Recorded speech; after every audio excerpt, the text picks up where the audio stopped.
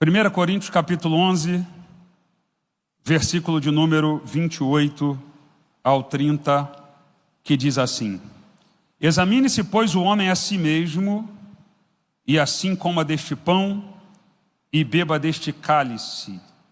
Porque o que come e bebe indignamente, come e bebe para a sua própria condenação, não discernindo o corpo do Senhor. Por causa disto há entre vós muitos fracos e doentes e muitos que dormem. Você pode curvar sua cabeça? Senhor Deus, nós te louvamos pela tua palavra, que é viva e eficaz, mais penetrante do que qualquer espada de dois gumes, penetra na divisão da alma e do espírito, de juntas e medulas, apta para discernir pensamentos e intenções do coração. Fala com teu povo, Senhor. Eu repreendo toda distração, todo cansaço. Ó Deus amado, que a tua igreja receba essa palavra e que nós possamos sair daqui avivados, renovados, cheios do teu Espírito Santo, preparados e dispostos para te servir com o melhor que nós temos, para entregar a ti aquilo que o Senhor tem nos dado. Usa-nos, Deus, para fazer a diferença. Ensina-nos as Sagradas Escrituras e que possamos ser crentes espirituais, cheios da tua presença, onde vamos refletir a tua imagem, a tua glória neste mundo, ganhando vidas para o teu reino. Abençoe a tua igreja, no nome de Jesus. Amém. Você pode dar um aplauso ao Senhor pela sua palavra. Eu coloquei um tema nessa mensagem: que tipo de cristão é você? Que tipo de cristão é você? O texto vai dizer: examine-se o homem a si mesmo. Isso aqui é uma ordenança, é uma instrução que Deus nos dá através do apóstolo Paulo.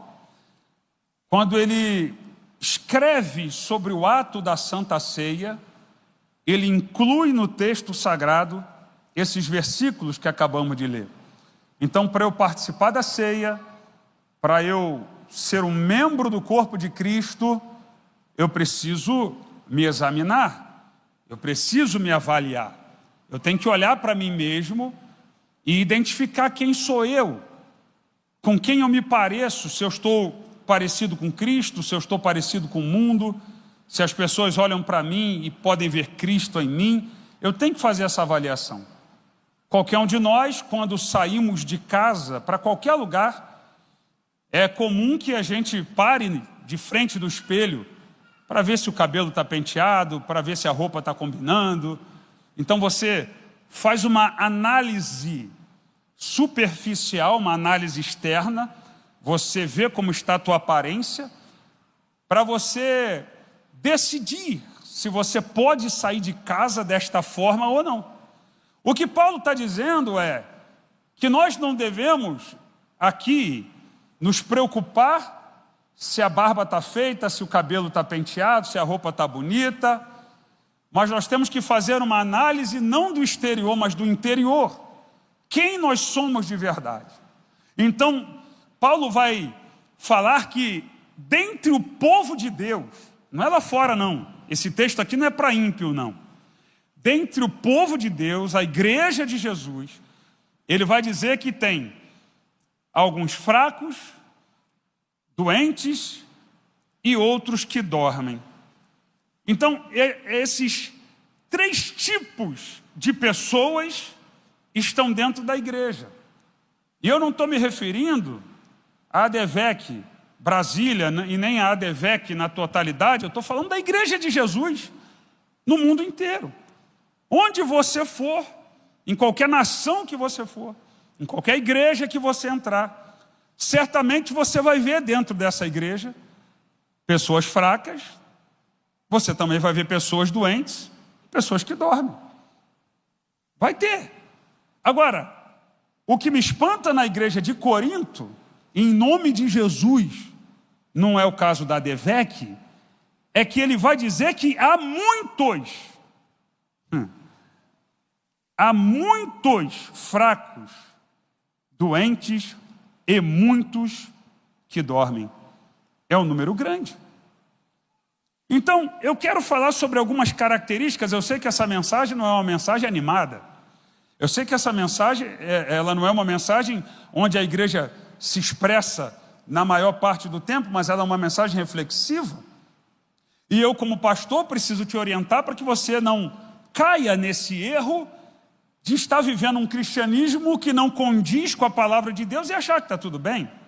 Então, dentre a igreja de Corinto, Paulo vai dizer que existiam os meninos. Quem são os meninos? Os meninos são os imaturos. Todos nós passamos pela fase da infância, da adolescência, né? Até que a maioria de nós aqui já chegamos na fase adulta. Então a vida, ela é um aprendizado constante. O próprio apóstolo Paulo, no capítulo 13, ele vai dizer: quando eu era menino, eu agia como menino, pensava como menino, eu sentia como menino, mas quando cheguei a ser homem, eu deixei as coisas de menino. Então, algumas características do menino: o menino é aquele que não tem responsabilidade, o menino é aquele que se frustra facilmente, o menino é aquele que briga constantemente. Você já viu criança? Briga, daqui a pouco já fez as pazes, são inconstantes.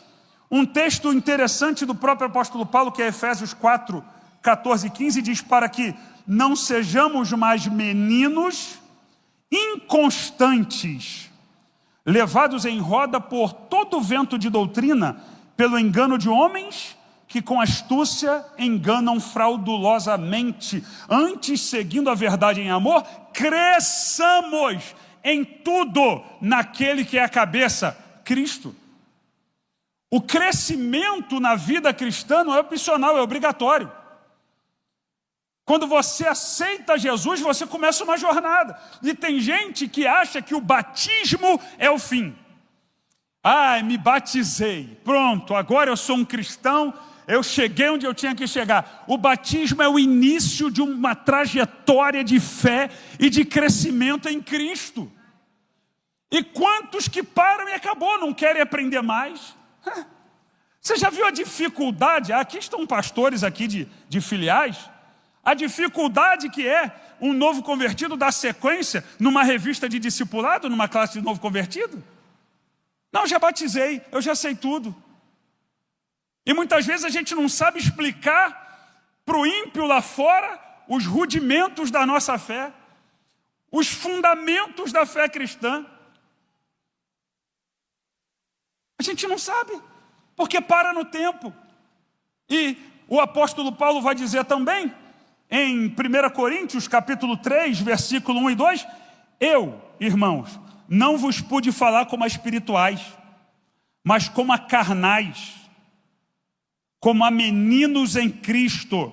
Com leite vos criei, e não com carne, porque ainda não podias, nem tampouco ainda podeis. Olha que coisa interessante. Sabe o que Paulo está dizendo? Eu tenho um alimento mais profundo para vocês.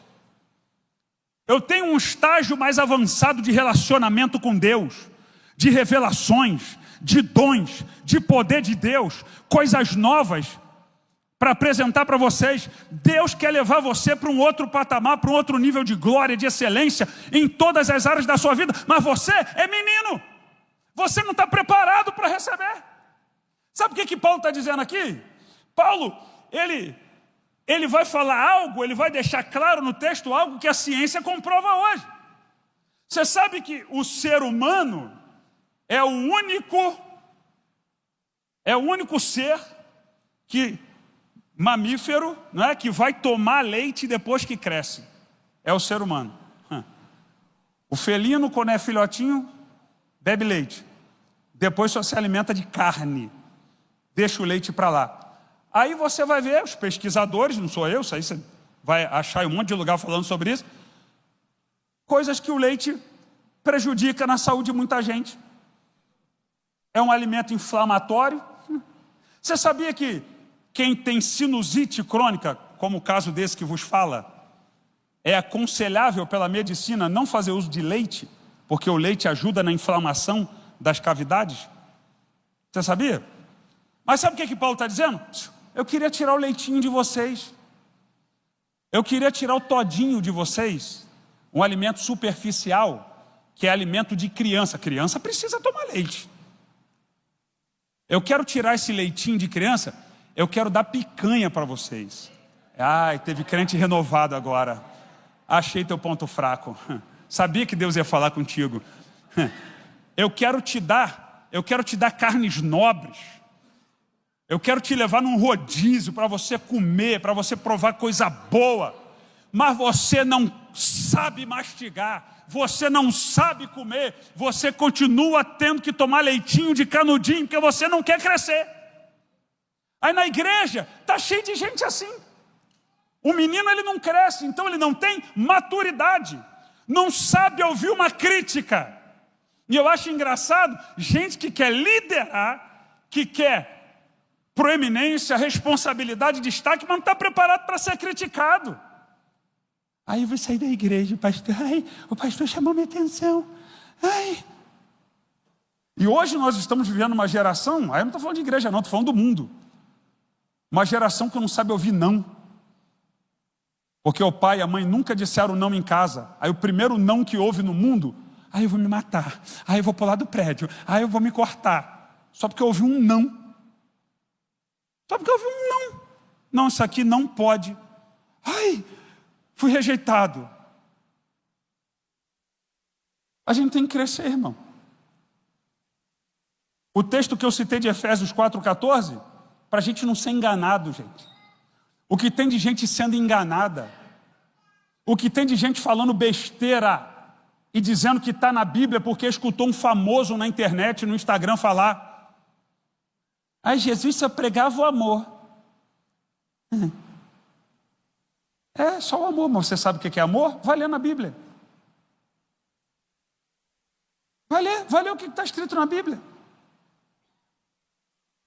Vai ler as palavras de Jesus, palavras de condenação contra a hipocrisia. Vai ler. Jesus aqui abominando o divórcio, dizendo que o homem está ordenado casar uma vez só. Vai ler. E hoje está todo mundo secularizando tudo. Cada um faz do jeito que quer, cada um vive do jeito que quer. Ainda quer dizer que está escrito na Bíblia. E um monte de gente sendo enganada. Sabe por quê? Menino que se alimenta de Instagram, menino que se alimenta de postagem de famosinho. Sabe o que Paulo está dizendo aqui? Eu quero dar alimento para vocês, ó. Eu quero dar Bíblia para vocês. Eu quero dar palavra de Deus. Porque no Instagram tem muita coisa boa, irmão. Tem muita gente que posta coisa interessante, que abençoa a gente. Palavras de Deus.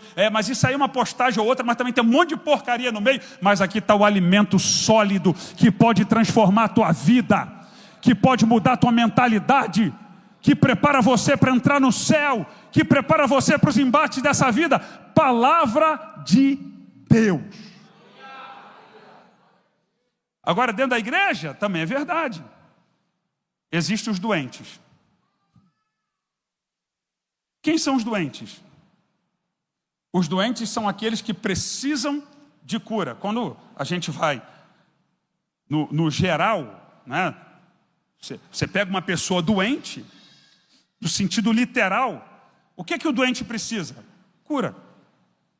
O doente quer remédio para ele, porque ele está necessitado. O doente, ele não está preocupado em curar ninguém, ele está preocupado com ele. Quem aqui já chegou no hospital passando mal, mas passando mal mesmo? Passando mal de horrores, com dores insuportáveis, e você chega na emergência, pega a senha, e quando a tua senha é chamada, não, pera aqui, eu acho que tem alguém pior que eu aqui. Quem já fez isso, irmão? O cara quer passar à frente dos outros. Né? O cara quer entrar primeiro. Aí, finge que está desmaiando, Nunca vi um migué desse, né? Nunca viu, né? Eu já vi essa cena no hospital. Horrível, ridícula. Só para poder passar na frente dos outros. Falei, cara de pau. Por quê? Porque a pessoa quer tratar da sua doença. A pessoa quer ser curada. Ninguém quer ficar doente, quer ser curado. Sabe quem são os doentes? Aqueles que vêm para a igreja só para se saciar, só buscando os seus próprios interesses. Não tem tempo para o interesse do outro, não tem tempo em ajudar ninguém, não se compromete com nada na igreja, porque só vem para a igreja para receber. Só vem para a igreja para buscar para si. Eu estou doente, eu preciso. Eu quero, eu tenho que sair daqui abençoado. Não se preocupe em abençoar. Irmão, eu queria dizer para você que o evangelho não se trata de você nem do que você precisa. O evangelho se trata dele, Jesus Cristo, Senhor da igreja. Não se trata da tua vontade, das tuas necessidades, mas da necessidade da obra do reino de Deus. Nós não estamos aqui para ser servidos, nós estamos aqui para servir. Não é o que Jesus pode me dar, mas o que eu posso fazer por ele. É o que Paulo diz em Gálatas 2:20, já estou crucificado com Cristo, vivo não mais eu, mas Cristo vive em mim. A vida que agora vivo nesta carne, eu a vivo no Filho de Deus que me amou e se entregou por mim. Aleluia! Oh, glória a Deus! E a gente fica aqui, ai, se Jesus não me abençoar, ai, eu vou sair da igreja. Se Jesus já te abençoou com a tua salvação, meu filho. O resto chama-se demais coisas. Buscar primeiramente o reino de Deus, a sua justiça e todas as demais coisas. Deus tem saúde para você, Deus tem família abençoada para você, Deus tem prosperidade, Deus tem riqueza, Deus tem abundância, Deus tem honra, mas tudo isso é de mais coisas. O principal ele já fez por você, que é a salvação. Mas o doente, ele é egoísta. O doente não é capaz de visitar um enfermo. O doente não é capaz de contribuir com uma cesta básica para o serviço social da igreja. O doente não é capaz de pregar o evangelho lá fora, que Jesus não pediu, ele ordenou: ide por todo mundo, pregai o evangelho a toda criatura. É uma ordenança de... Mas eu estou doente. Eu tenho que buscar para mim. Eu não tenho que ir lá fora atrás de ninguém, não. Eu tenho que me preocupar comigo. Eu tenho que ver como é que está a minha conta bancária. Eu tenho que ver porque eu estou sentindo dores. Eu estou enfermo. Eu estou doente. A minha família não está bem. Para mim, é meu. Eu quero. E o pecador lá fora indo para o inferno. Irmão, você acha que Deus não vai cobrar você naquele grande dia acerca daquele teu colega de trabalho que trabalha do teu lado e Deus te plantou lá para falar do amor de Deus para ele e você nunca falou? Você acha que Deus não vai cobrar de você? Você acha que Deus só vai cobrar dos pastores? Cada um de nós dará conta de si mesmo a Deus. Um dia o Senhor vai nos chamar para prestar conta das nossas obras. O que nós fizemos? Ou melhor, o que não fizemos. Porque Tiago 4,17 diz que aquele que pode fazer o bem não faz, comete pecado. Omissão também é pecado. Ano de servir na igreja, irmão. O que você está fazendo na igreja? E pior, pastor Márcio, que eu não estou falando daqui não, eu estou falando de geral. E pior que tem gente que além de não servir, ainda reclama. Ainda quer reclamar. Você sabe por que eu entrei para o Ministério de Louvor da igreja? Sabe por quê? Porque eu ficava reclamando, que tinha um irmão que não tinha compromisso, sabia tocar, mas não ia, não tinha compromisso. Eu reclamando, até que o Espírito Santo falou: para de reclamar e vai lá você e faz. Fui e aprendi, eu vou aprender esse negócio aí, irmão. Eu não vou ficar aqui reclamando não, eu estou aqui para servir. E servir, irmão, não é onde eu quero, é onde o reino precisa. Você acha que algum dia eu cheguei para o pastor e falei: pastor, enjoei de louvor na igreja, eu agora quero ser pregador? Foi não, irmão, caiu no meu colo. Não é onde eu quero, não é o que eu quero, não é do jeito que eu quero. Eu sirvo a Deus, que me comprou. Eu estava caminhando para o inferno, sem salvação, condenado a passar a eternidade no inferno.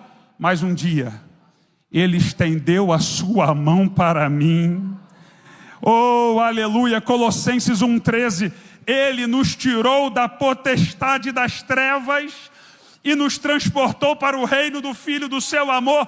Ele pagou o preço pela minha vida. A minha vida agora não me pertence mais, mas pertence a Ele. Filipenses 2:3, nada façais por contenda ou por vanglória, mas por humildade, cada um considere o outro superior a si mesmo. Versículo 4, não atente cada um para o que é propriamente seu, mas cada qual também para o que é dos outros. Eu tenho que atentar para a necessidade dos outros. O que meu irmão está precisando?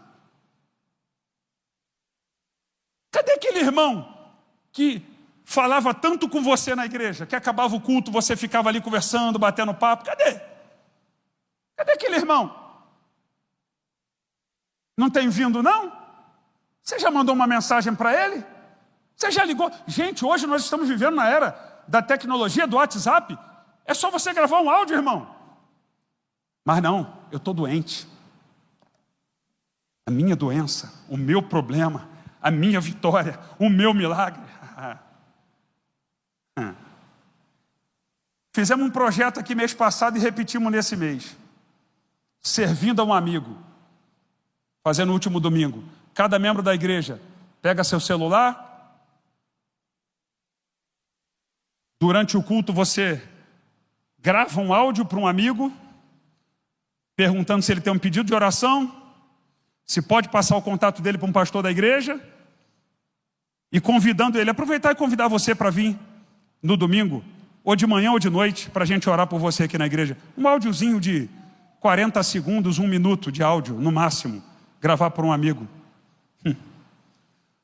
Uma igreja com mais de 800 membros. Eu estou falando daqui, estou falando de Samambaia, de Sobradinho, eu estou falando daqui.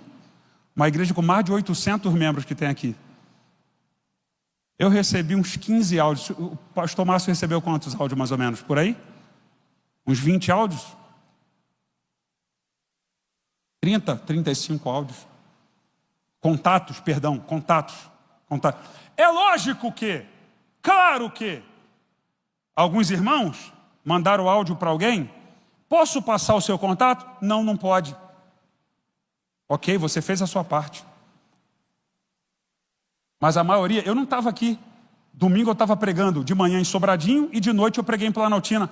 Mas o pastor Márcio estava aqui. Ele falou aqui de manhã e falou aqui de noite. E ele falou, pastor, enquanto eu falava, muita gente não fez. Só ficou olhando.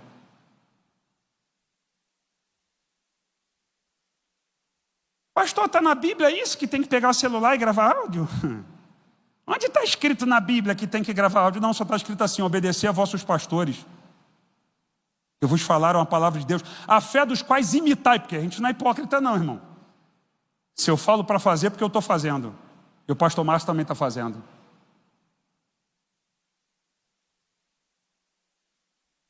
Irmão, se o crente não é capaz de fazer uma besteirinha dessa, um áudiozinho desse, imagina bater numa porta, imagina pegar o carro para levar alguém, imagina. Mas, irmão, a gente está muito doente, irmão. A gente está muito cansado. Eu estou muito sem tempo. Eu não posso, eu estou atarefado. Eu trabalho. Quem é que não trabalha, irmão? Quem é que não trabalha? E eu já falei isso aqui, repito. Eu aqui como pastor, estou aqui para dar exemplo. Se essa igreja tiver um pastor, e não é o caso de vocês não que estão aqui, não era nem para falar agora, mas tem quem sabe alguém na internet, porque vocês estão aqui durante a semana. Eu tenho falado muito aqui, pastor Leandro, pastor Dailton, eu tenho falado muito aqui domingo, dia de domingo. Gente que não vem na igreja durante a semana porque não quer. Aí eu estou cansado porque eu trabalhei o dia todo. Queridão, eu também, meu filho. Eu acordo cedo e durmo pouco, infelizmente. Estou dizendo isso aqui para me orgulhar, não, porque eu tenho que melhorar nisso, eu tenho que me policiar e dormir mais cedo. Durmo pouco. E estou aqui. Não acordo meio-dia, não, irmão. E depois que acordo, fico vendo sessão da tarde, não. E maratonando série até de madrugada, não, irmão. Estou aqui, ó. Também, trabalho. E ainda venho à noite para pregar. Ainda vem com a responsabilidade de conduzir um culto. Não está cansado? Eu também estou cansado. Mas estou aqui servindo a Deus. Sabe por quê? Eu tenho os meus problemas? Tenho. Eu tenho as minhas dificuldades? Tenho. Mas eu sou servo do Deus vivo. E da mesma maneira que Jesus deu a vida dele por mim, eu estou dando a minha vida por ele. Da mesma maneira que Jesus, ele me serviu, entregando a vida dele, eu estou entregando a minha vida por ele. E como é que eu entrego a minha vida por ele? Servindo os meus irmãos, servindo o necessitado, pregando o evangelho para alguém, intercedendo por alguém, ajudando alguém que precisa. Oh, glória a Deus. Provérbios 21, 13. O que tapa o seu ouvido ao clamor do pobre, ele também clamará e não será ouvido. Gálatas 6, 7. Tudo que o homem semear, isso também ceifará. Mateus 7, 12. Tudo que vós quereis que os homens vos façam, fazei vós também. Disso depende toda a lei e os profetas. Não quer servir, quer ser servido. Você pode dizer amém? E tem os que dormem. Quem são os que dormem? Esse dorme aqui, que morrem, mortos espirituais, mortos vivos dentro da igreja, os que estão mortos espiritualmente, os carnais, aqueles que estão vivendo na prática do pecado, como se nada tivesse acontecido, da maior normalidade. Você sai por aí, tem um monte de gente vivendo em adultério, mas está na igreja normal, como se não tivesse acontecido nada. Ai, Deus falou comigo. E por que não muda de vida? Devendo um monte de gente e não quer pagar, e está na igreja normal, como se nada tivesse acontecendo, vivendo de aparência, vivendo de engano. Era melhor que estivesse no mundo. 1 Timóteo 1,5, ora, o fim do mandamento é o amor de um coração puro, uma boa consciência e uma fé não fingida. Eu não posso usar uma máscara, eu tenho que ser íntegro. Ser íntegro, o pastor Dailton ministrou aqui semana passada, é ser inteiro, não é parte não, você é isso aí, acabou. Se alguém está te vendo ou se não está te vendo. Eu não posso dizer que eu sou membro do corpo de Cristo e estou morto espiritualmente. Vivendo na prática da pornografia, como se isso não tivesse nada a ver. Isso não faz mal a ninguém, faz mal para você. Você está destruindo o teu cérebro, você está destruindo a tua família, você está destruindo o teu casamento, você está destruindo o teu relacionamento com Deus. E as pessoas se autodisciplinam, sabe? Não, eu aqui eu estou tranquilo. Isso aqui eu administro, é administrável. Homem casado, com conversinha boba em um WhatsApp com mulher que não é mulher dele. Isso aqui é só uma amizade, é só uma conversinha. Você está cavando a tua própria cova. Vem para a igreja normal, tranquilo. Sou dizimista, sou ofertante. O meu nome está lá no hall de membros. Hebreus capítulo 4, versículo 13. Não há criatura alguma encoberta diante dele, antes todas as coisas estão nuas e patentes aos olhos daquele com quem temos de tratar. Então, dentro da igreja, você vai ver pessoas que são meninos que não amadureceram. Dentro da igreja você vai ver os doentes que são egoístas. Dentro da igreja você vai ver os mortos que estão vivendo no pecado. Apenas o corpo está dentro da igreja, mas não sente mais a presença de Deus, não consegue se envolver com a presença de Deus, não se alegra mais em Deus, porque está dominado pelo pecado. Irmão, se eu terminasse essa mensagem agora aqui, era só fechar a tampa do caixão e acabou. Mas apesar de Paulo dizer, olha, na igreja tem muitos desse aí, Paulo não está escrevendo para eles. Paulo está falando deles, mas a carta é para a igreja, na sua totalidade, porque dentro da igreja tem aqueles que são espirituais. Será que tem alguém aqui ou não? Não, pastor, eu tenho defeito. Quem falou para você que o espiritual é perfeito? Não, pastor, eu erro. Opa, e quem disse para você que o espiritual não erra? Você não é perfeito e nessa terra nunca vai ser, mas há uma diferença. Toda vez que você desliza num pensamento, alguma coisa que, não era para eu pensar essa coisa, eu falei besteira, não era para eu ter falado, você já sente um arrependimento, sabe por quê? Porque você tem uma conexão com o Espírito Santo. e o Santo te incomoda. E para de falar esse negócio, isso não edifica. Para com esse comentário, isso não edifica ninguém. Para de assistir essa porcaria desse filme, classificação 18 anos. Para com essa porcaria de um filme que só tem xingamento. Para, isso não edifica. O Espírito Santo está trabalhando em você. Quando você erra, mas você sente esse arrependimento, sabe o que isso significa? É que você não é um carnal, você é um espiritual. Que você errou, que você falhou, mas rapidamente você se arrependeu e correu para os pés do Senhor. Se você sente esse quebrantamento, isso significa que o Espírito Santo habita em você. O Espírito Santo, ele tem um zelo pela tua vida, ele tem ciúme de você, ele quer se relacionar com você. Pastor, quem é o crente espiritual? Ele é exatamente o contrário de tudo que eu falei aqui. Exatamente o contrário. Ele tem maturidade. O crente espiritual, ele pode receber um elogio, ele não fica soberbo. E ele pode receber uma crítica, que ele também não vai se inferiorizar. Ele tem maturidade. O crente espiritual, ele tem maturidade para não deixar soberbo o envolver e para não deixar uma crítica colocar ele para baixo. Ele sabe administrar isso. Você pode orientar, você pode corrigir. Não, pastor, obrigado pela orientação. Não, pastor, obrigado pela correção, pastor. Vou melhorar. Poxa, eu preciso aprender, estou aqui para aprender, estou aqui para crescer. Sabe como é o nome disso? Crente espiritual. O crente espiritual, ele não se escandaliza com qualquer coisa. O crente espiritual tem discernimento para entender o que é certo, o que é errado, onde eu entro, com quem eu falo, a situação. Por que aconteceu isso? Poxa, o pastor França, olha, ele falou de um jeito, mas eu sou espiritual. Por que ele falou assim? Alguma coisa aconteceu, ele não é assim? O que houve? Deixa eu procurar entender, deixa eu entender o lado do meu irmão. É um crente espiritual. O crente espiritual, ele não é um doente que vive murmurando, se lamentando e contaminando os outros, querendo impor um jugo sobre as pessoas, onde ele é que tem que ser servido e todo mundo tem que carregar ele nas costas. O espiritual, ele está arrebentado. O espiritual está cheio de dor. O espiritual está sofrendo pancada na vida, está cheio de problema.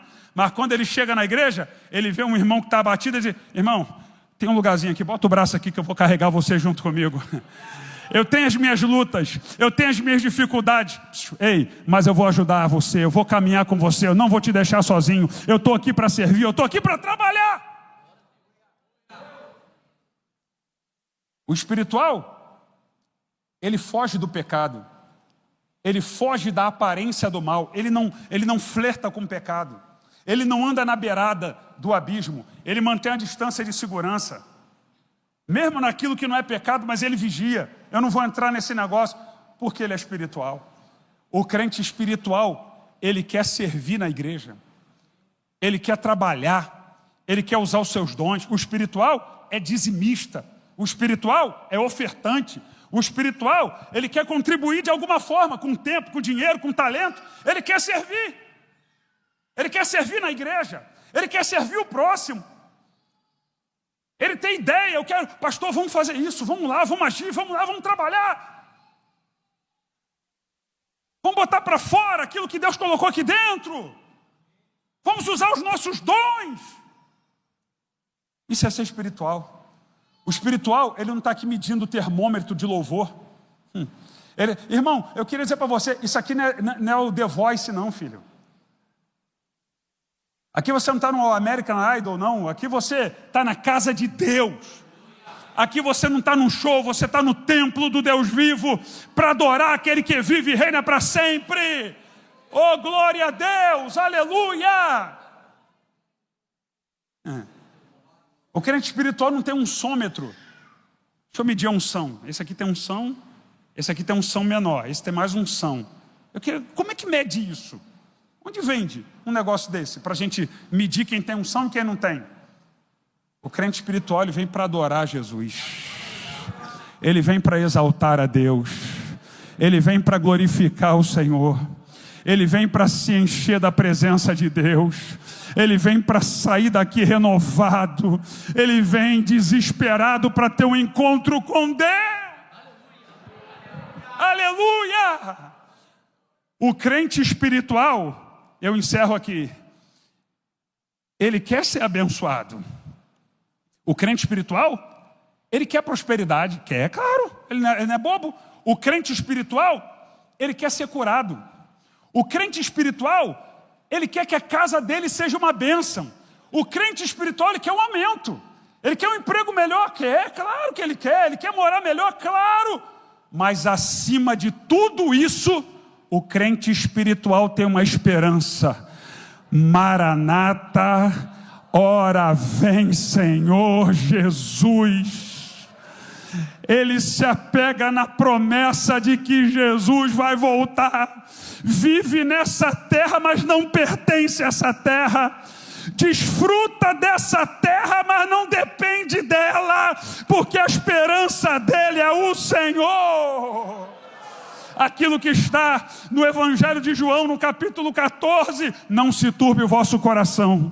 Credes em Deus, crede também em mim. Na casa de meu pai há muitas moradas. Se não fosse assim, eu teria dito: eu vou preparar lugar, e quando eu for e vos preparar lugar, voltarei para junto de vós, para vos buscar, para que onde eu estiver, estejais vós também. Jesus vai voltar, Jesus vai voltar, Jesus vai voltar, e Ele vai buscar uma igreja que o ama, que o prioriza acima das suas próprias necessidades. Quantos têm essa esperança?